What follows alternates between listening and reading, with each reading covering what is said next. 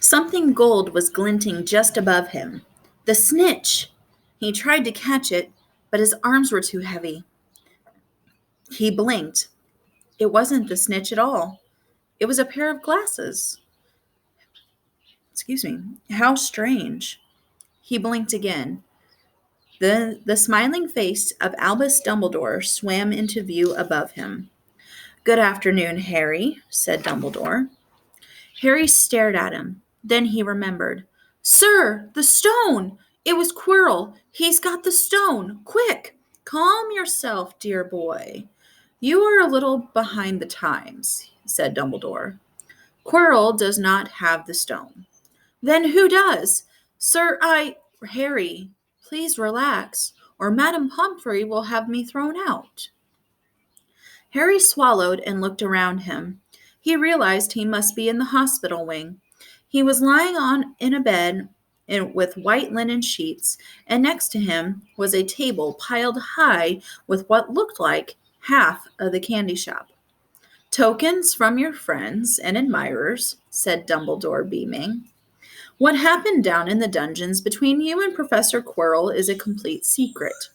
So, naturally, the whole school knows. I believe your friends, Messrs. Fred and George Weasley, were responsible for trying to send you a toilet seat. No doubt they thought it would amuse you. Madame Pomfrey, however, felt it might not be very hygienic and confiscated it. How long have I been here?" 3 days. Mr. Ronald Weasley and Miss Granger will be most relieved to have you have come around. They have been extremely worried." "But, sir, the stone." "I see you are not to be distracted. Very well. The stone. Professor Quirrell did not manage to take it from you. I arrived in time to prevent that, although you were doing very well on your own, I must say." "You got there? You got Hermione's owl?"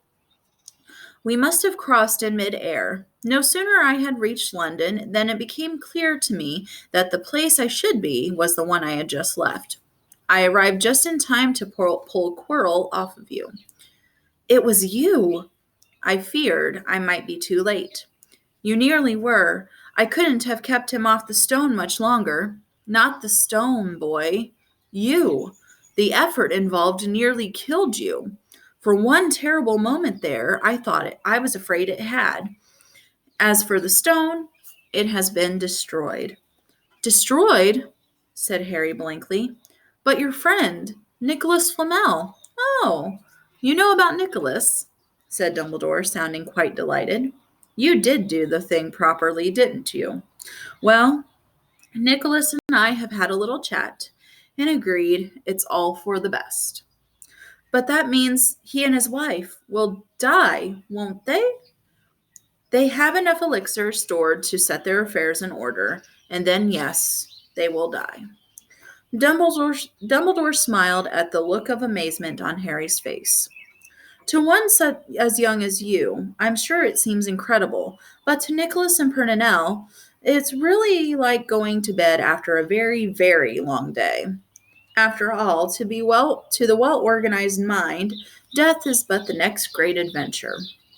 You know, the stone was not really such a good thing or wonderful thing. It has as much money and life as you could want, the two things most human beings would choose above all. The trouble is, humans do have a knack of choosing precisely those things that are worst for them." Harry lay there, lost for words. Dumbledore hummed a little and smiled at the ceiling. "Sir, I've been thinking. Sir, even if the stone's gone, you know who. Call him Voldemort, Harry. Always use the proper name for things. Fear of a name increases fear of the thing itself." "Yes, sir. Well, Voldemort's going to try other ways of coming back, isn't he? He hasn't gone. Has he?"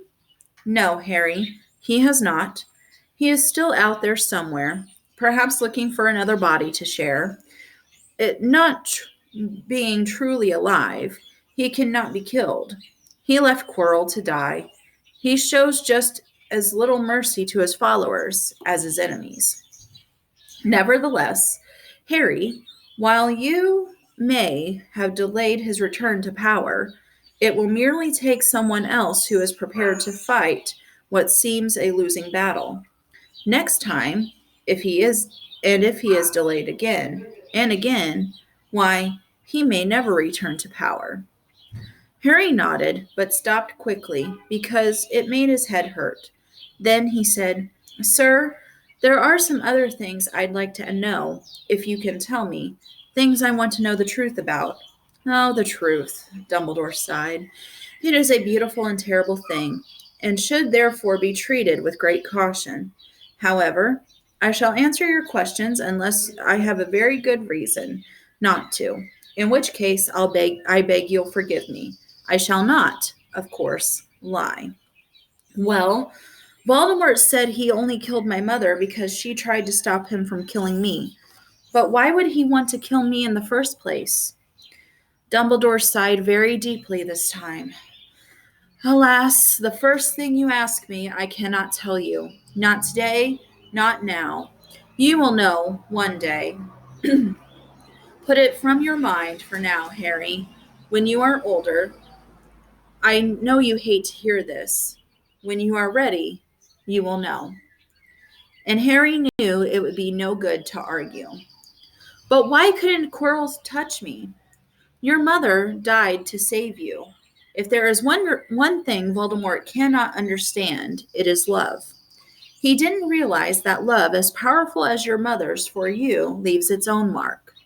Not a scar, no visible sign. To have been loved so deeply, even though the person who loved us is gone, will give us some protection forever. It is in your very skin. Quirrell, full of hatred, greed, and ambition, sharing his soul with Voldemort, could not touch you for this reason. It was agony to touch a person marked by something so good.